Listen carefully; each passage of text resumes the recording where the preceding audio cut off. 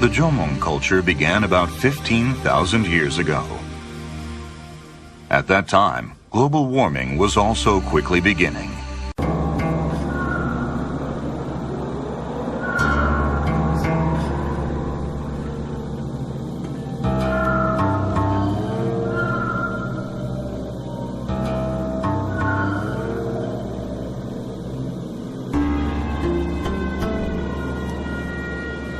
Of Jomon ceramics are very simple. They've been called bullet-shaped vessels with pointed bottoms, which indicates that they had no stable base to stand on. Therefore, they were probably either suspended in some way by a rope, or they were actually stood in the ground. Holes would have been made in the ground for them, or stands could have been constructed out of wood. But at this point, they're highly unstable, so in a way, not particularly utilitarian. The use for them would be probably for storage of various nuts, and shellfish.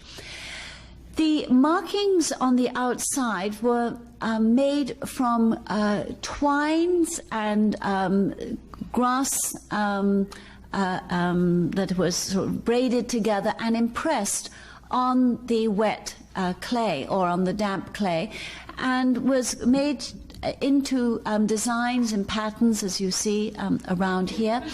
And in other cases, sticks were used to etch in designs on the surface.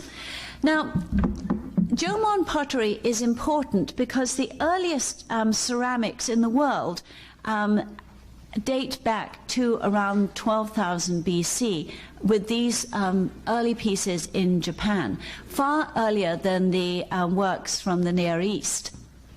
So it seems that ceramic ware is something that developed naturally. It didn't take a lot of ingenuity for people to realize that mud would start to cake if left in the sun.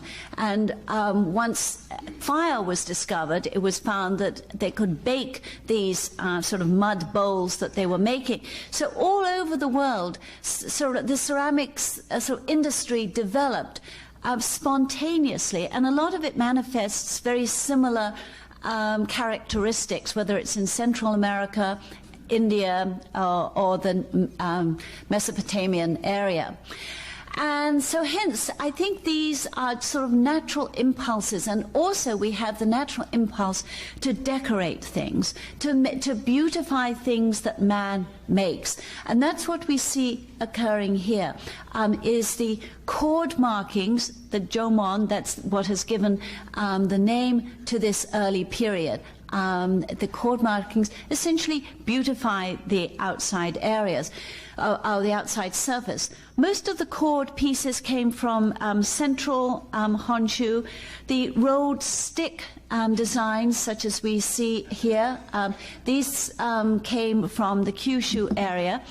And then there are works such as this, which have shells embedded into them. And these came from the northern Honshu area. So there are three styles that of early Jomon pots. They have shells in them, as we see here, combined with a sort of a chord marking or stick marking. Then you have chord marks and rolled sticks.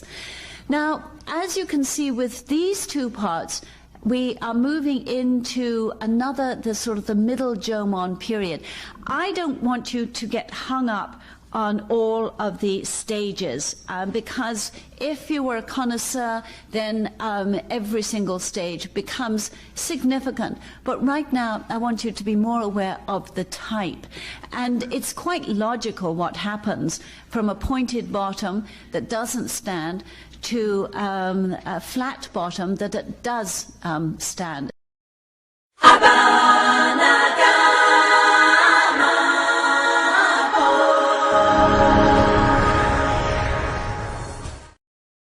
Kudoreh mabane, kugar begurdi aadua, unuyo bhag, aborodane, kudoreh mabane, kugar begurdi aadua, unuyo bhag, aborodane. Angkana mapos ayo tente tu pan padu tu ero padu seko to emo aroa. Angkana mapos ayo tente tu pan padu to ero padu seko to emo aroa. Anggana mapo ni ali alieni upo titi upo papa titi tu papa tu ya utu pitu alaku. Anggana mapo ni ali alieni upo titi upo papa titi tu papa tu ya upo pitu alaku.